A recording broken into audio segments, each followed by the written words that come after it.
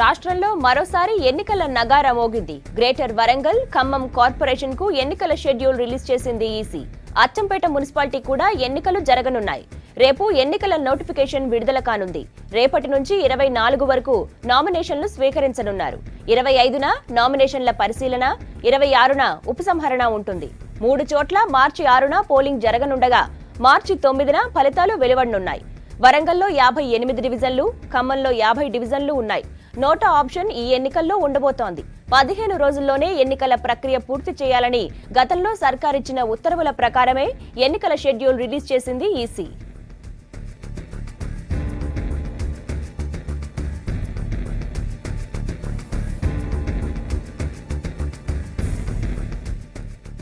రాష్ట్రంలో మరోసారి ఎన్నికల నగారా మోగింది. గ్రేటర్ వరంగల్, ఖమ్మం కార్పొరేషన్లకు ఎన్నికల షెడ్యూల్ రిలీజ్ చేసింది ఈసీ.